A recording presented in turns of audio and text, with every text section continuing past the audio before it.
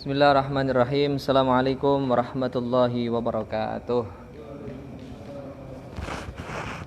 Liridhaillah wa li syafaati Rasulillah wa li karamati awliyaillah wa li musannifi hadhil kitabi al-Fatihah. A'udzu billahi minasyaitonir rajim. Bismillahirrahmanirrahim. Alhamdulillahi rabbil alamin arrahmanir rahim maliki yaumiddin. Iyyaka na'budu wa iyyaka nasta'in ihdinas siratal mustaqim. Siratal ladzina an'amta 'alaihim ghairil maghdubi 'alaihim waladdallin. Amin. Bismillahirrahmanirrahim. Qala al-musannifu rahimakumullah wa nafa'ana bihi wa bi'ulumihi wa amadana bi asrarihi wa a'adda alaina min barakatihi wa fikum fid dharaini amin ya rabbal alamin. Bismillahirrahmanirrahim. Al hadits as-sabi' asyara utawi kiku hadis kang nomor 17. Hadis yang keberapa? 17. Judulnya Umumul Ihsan, yaitu berlaku baik atau berlaku ihsan.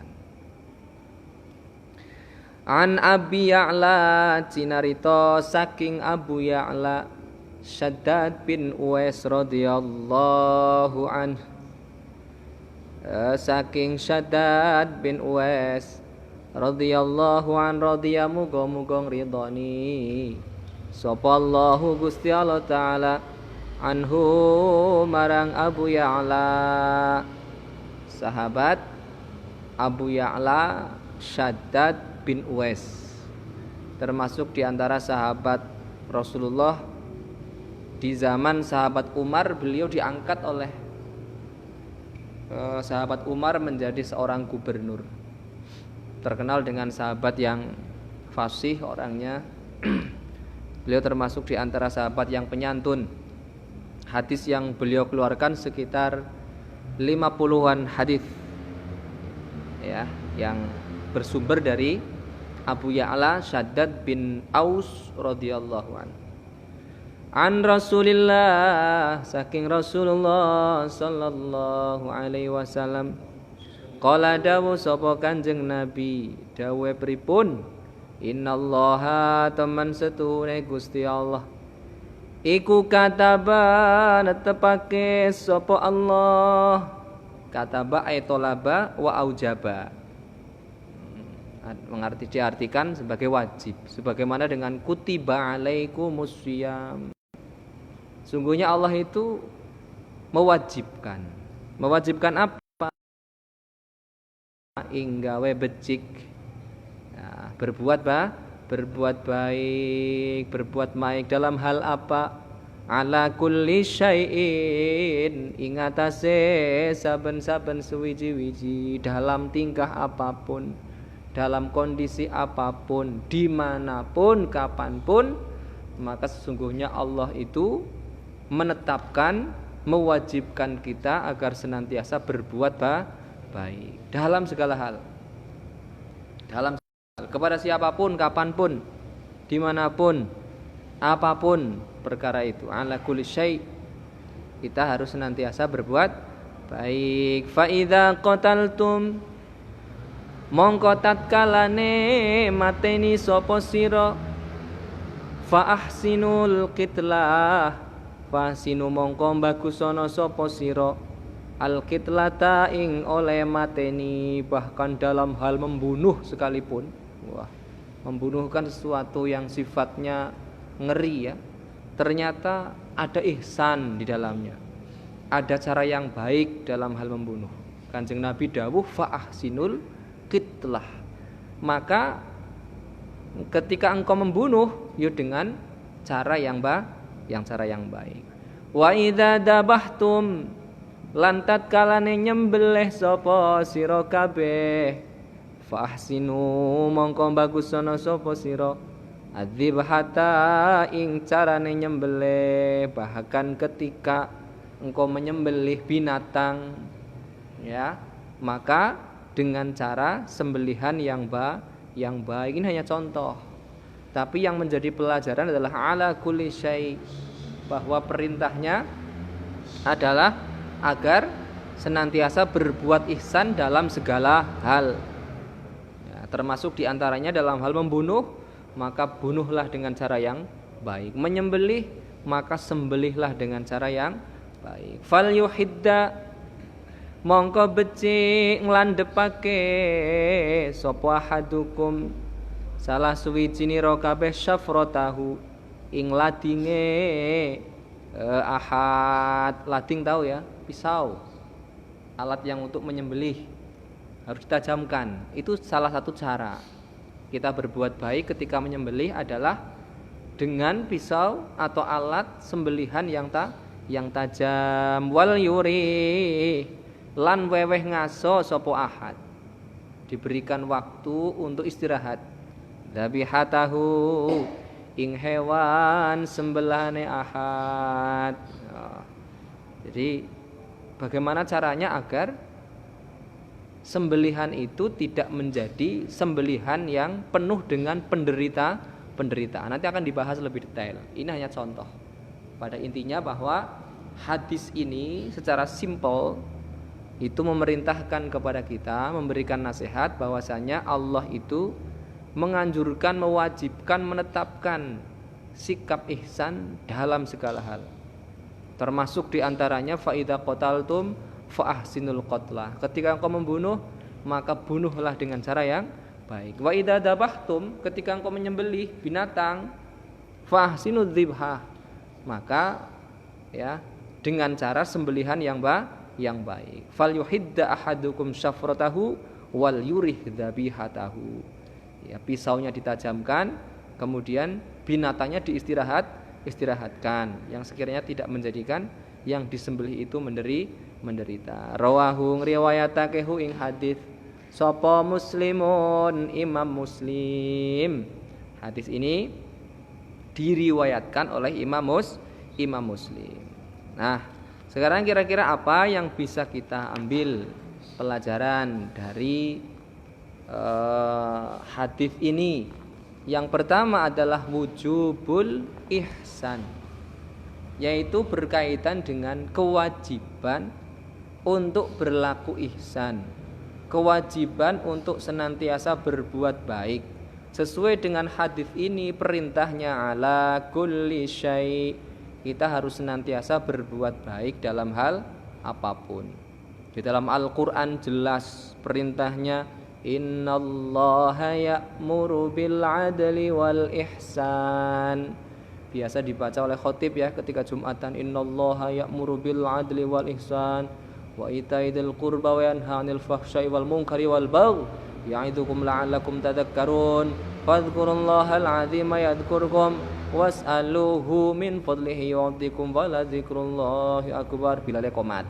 Nah, itu biasa dibaca oleh seorang khatib, mengingatkan terus kepada kita bahwasanya kita harus senantiasa ya diperintahkan oleh Allah berbuat adil dan berbuat ihsan. Dalam ayat lain, wa ahsinu, apal kabeh, wa ahsinu, dan berbuat baiklah, innallaha yuhibbul muhsinin.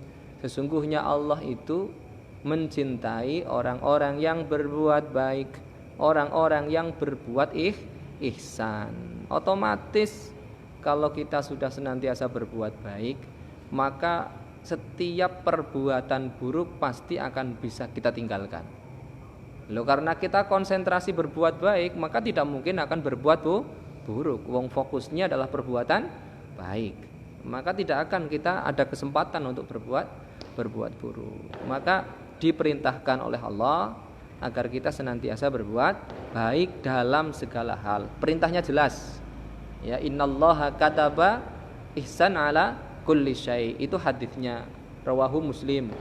Ayatnya innallaha ya'muru bil 'adli wal ihsan. Ayat lain wahsinu innallaha yuhibbul muhsinin. Maka tidak ada alasan untuk kita tidak berbuat baik. Ya, karena itu perintah daripada Allah juga Rasulullah. Nah, kemudian pelajaran yang kedua, Sekarang kita bahas. Yang pertama, al-ihsan fil qatl. Kita juga harus berbuat baik ketika membunuh. Wah, maksudnya piye kok membunuh kok dengan cara perbuatannya dengan cara yang baik ya. Yang pertama, wa tahsinu hayatil qadbi alati hadah, yaitu dengan alat yang memadai tadi. Ketika membunuh ya dengan alat yang memadai, sehingga tidak menjadikan yang kita bunuh itu adalah sangat menderita. Makanya Rasulullah itu ketika berperang itu selalu memberikan nasihat kepada para sahabat untuk senantiasa menajamkan pedangnya. Dan perintahnya Allah itu bahkan jelas ya, bahwasanya ketika engkau bertemu dengan musuh dalam peperangan maksudnya, fa idza laqitumul ladzina kafaru fadarbar riqab, maka penggalah lehernya. Yang dipenggal lehernya langsung mati, soalnya kalau lehernya mbok nganu weteng esik ora mati-mati. Perintahnya penggal leher. Kenapa kok leher? Leher ini sebagai urat utama sebenarnya. Ketika lehernya sudah putus ya sudah. Wakeh oleh meninggal. Beda dengan ditusuk misalkan perutnya. Itu butuh berkali-kali tusukan. Maka itu akan lebih menyiksa, padahal yang dibunuh adalah orang kafir. Tapi Islam itu memberikan petunjuk agar membunuh pun dengan cara yang baik. Itu ketika peperangan. Ya. Faman yatada alaikum. Lah bagaimana misalkan kenapa ke orang Islam juga pakai bom? Wah, kenapa memakai meriam itu ya, menggunakan senjata api. Nah, kenapa demikian? Yo karena memang itu bagian daripada balasan bagi mereka. Karena perintahnya dalam Al-Qur'an, faman atada alaikum fa'tadu alaihi bimithli ma atada alaikum. Ketika engkau dimusuhi oleh seseorang, maka balaslah yang sepadan. Lho, kae nganggone bom, nganggo bom, tapi lek gak nganggo bom, perintah Kanjeng Nabi tetap memakai pedang. Fadarbar riqab. Maka dengan cara memutus lehernya, memenggal lehernya. Makanya kemudian Rasulullah itu melarang yang namanya mutlah. Mutlah itu membunuh dengan cara dipotong-potong, mutilasi. Nah, mutlah itu mutilasi. Waqad naha Rasulullah sallallahu alaihi wasallam al-mutlah. Itu mutilasi. Bahkan dikatakan dalam kondisi hidup ataupun kondisi meninggal. Sudah mati jangan dipotong-potong. Walah kan kepalanya kan sudah terpotong ya. Mau dipotong tangannya, setelahnya kakinya, mau dibikin berapa potongan kan tidak masalah, gak kroso. Kanjeng Nabi melarang. Dikatakan sawaun akana dzalika qoblal maut am ba'dahu.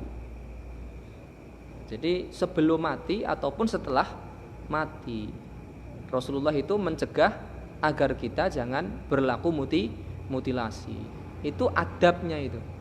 Adab ketika membunuh. Adabnya harus dengan menggunakan pisau yang tajam. Kemudian dengan cara yang sepadan. Oh ini kok musuh menggunakan bom. Yuk kita tidak apa-apa menggunakan bom. Musuh kok menggunakan senjata api. Yuk kita tidak apa-apa menggunakan senjata api. Tapi kalau mereka tidak menggunakan hal itu, maka ditinggalkan hal itu. Karena nanti ada larangan juga bagaimana kita tidak memboleh membunuh dengan menggunakan api. Nah, ada pembahasannya juga. Kemudian berkaitan dengan yang lain tadi yang saya sebutkan adalah an-nahyu 'anit tahriki bin nar. Kita itu tidak boleh membunuh, ini larangan, membunuh dengan menggunakan api. Wah, piye lek bakar-bakaran iwak misalkan. Wah, iwake mati gak apa-apa. Tapi kalau ikannya masih hidup itu dilarang loh. Mula sampean lek cara kepengin bakari iwak, bakaran iwak yuk, bakaran gerame, yuk jelas dia sudah mati ikannya. Jangan yang masih hidup yuk dibakar hidup-hidup. Kita membuat prank. Wah, siki buatannya prank ya. Mosok iwak di prank. Macam-macam itu. Ya membuat di video itu ya. Wah, ini ikannya ternyata kalaupun masih hidup dia tetap mati tanpa dibunuh dulu. Langsung digoreng. Wah, divideokan, di YouTube-kan. Wah, dicekel polisi sampean. Wah, kemarin ada yang dipolisikan karena menyiksa kucing ya. marak kucing dihubung-hubung itu loh. Kucing muter-muter dihubung-hubung ke terus berkali-kali sulke, kucingnya mencelat-mencelat tekan ning dalan ketabrak mobil. Ada yang masuk ke sungai, ada yang masuk ke selokan itu sampai kotor. Walaupun tidak mati kucingnya, tapi menyiksa. Itu sampai ada komunitas pecinta kucing itu melaporkan ke yang berwajib cekel wonge. Nah, sekarang modelnya ngono kok. Apa-apa di YouTube ke ya. Koyo-koyo kepingin menjadi viral ya, semuanya kepingin menjadi viral. Tapi dengan cara-cara yang salah. Ada yang memberikan sembako isinya sampah. Ya kemarin ada ya itu ya juga ditangkap ya. Memberikan sembako ke banci-banci kalau tidak salah. Wah, ngeprank. Jadi sampah dimasukkan ke kardus-kardus sarimi mie itu, kemudian dilakban, dimasukkan ke mobil, goleki banci-banci ning dalan kei sembako. Wah, do ngantri. Begitu dibuka ternyata isinya sampah, wis dicekel juga. Nah, ini termasuk di antara larangan kita membunuh adalah membunuh dengan menggunakan api. Itu adalah larangannya. Kenapa demikian? Kanjeng Nabi dawuh ngene, la tu'adzibu bi'adzabillahi azza wajalla. Kita jangan menyiksa sesuatu dengan siksaan Allah. Karena api itu adalah siksaannya Allah, yaitu di neraka. Keterangannya hanya ini alasannya, ya.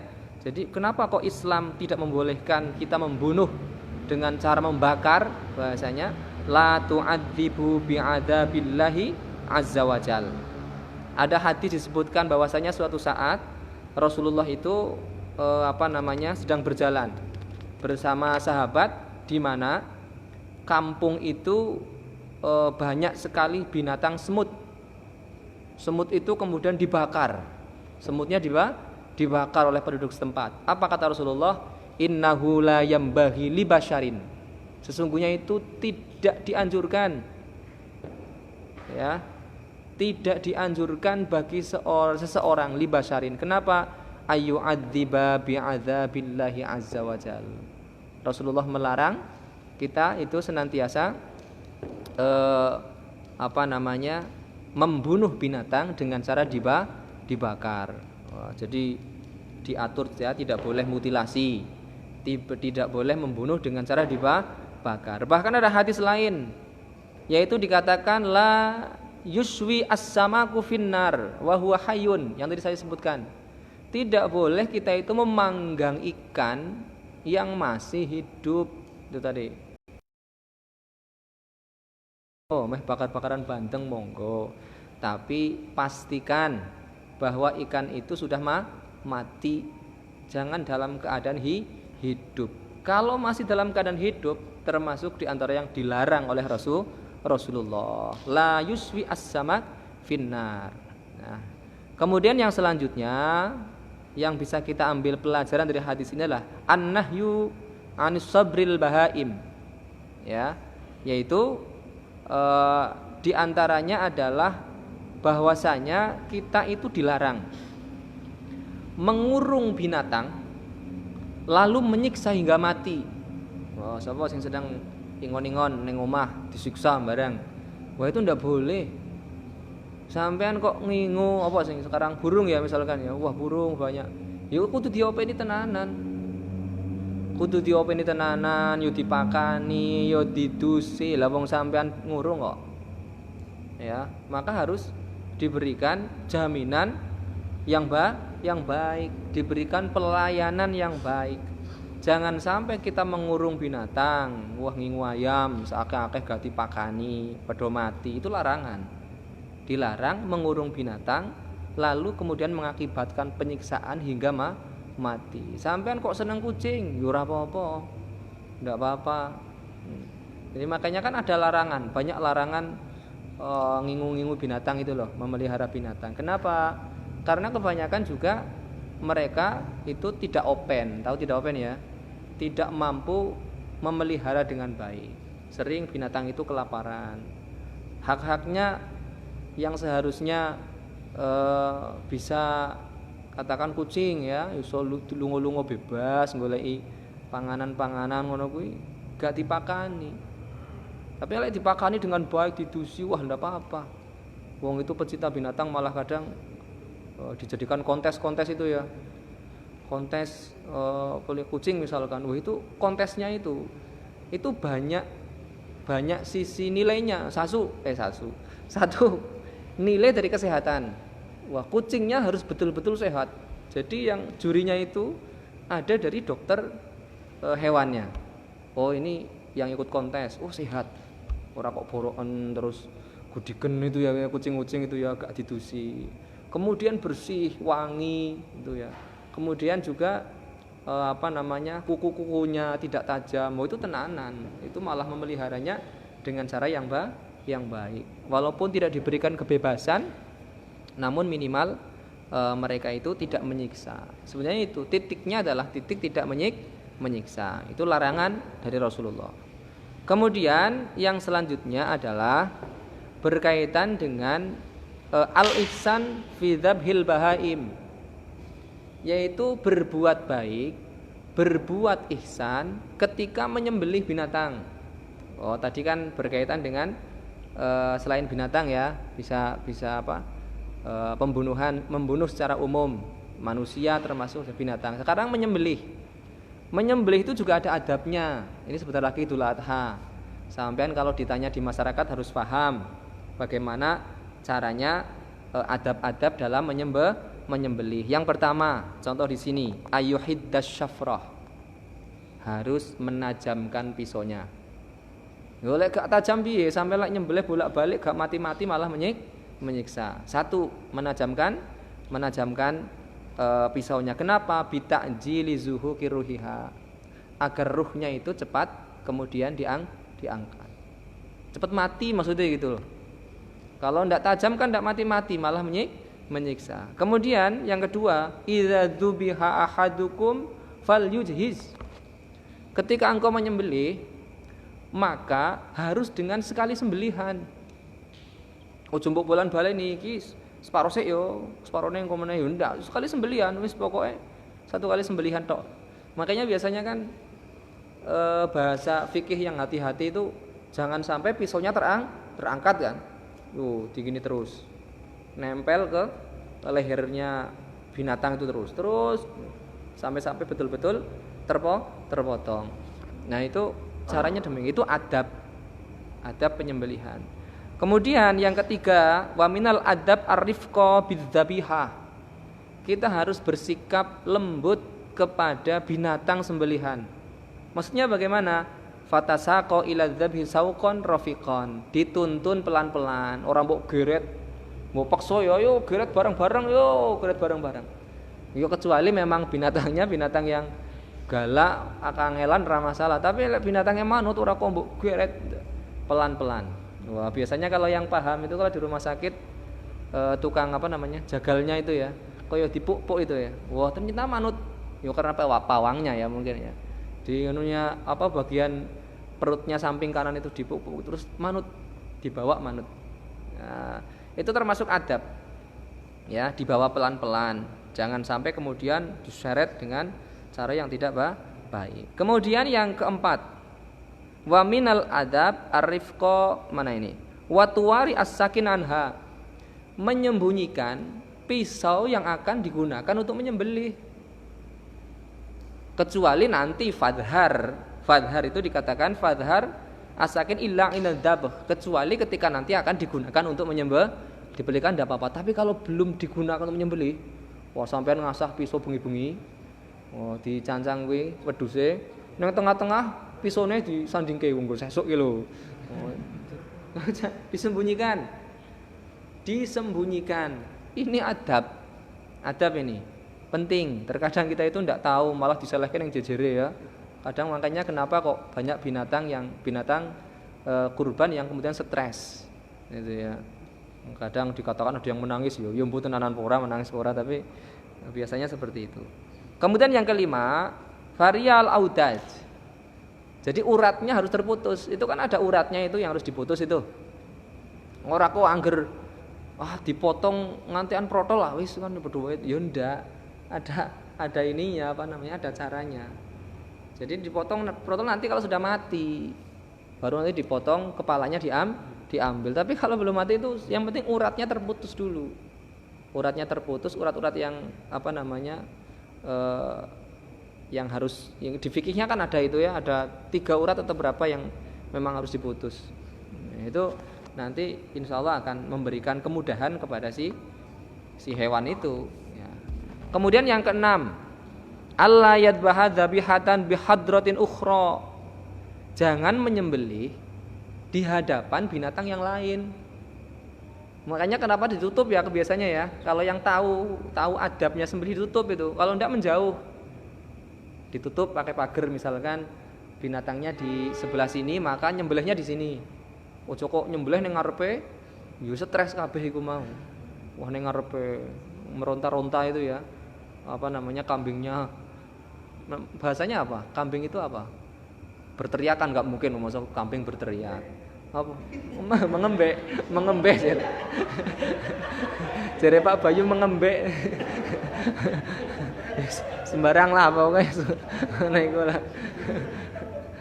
Itu namanya apa? Kalau ayam kan berkokok toh itu toh.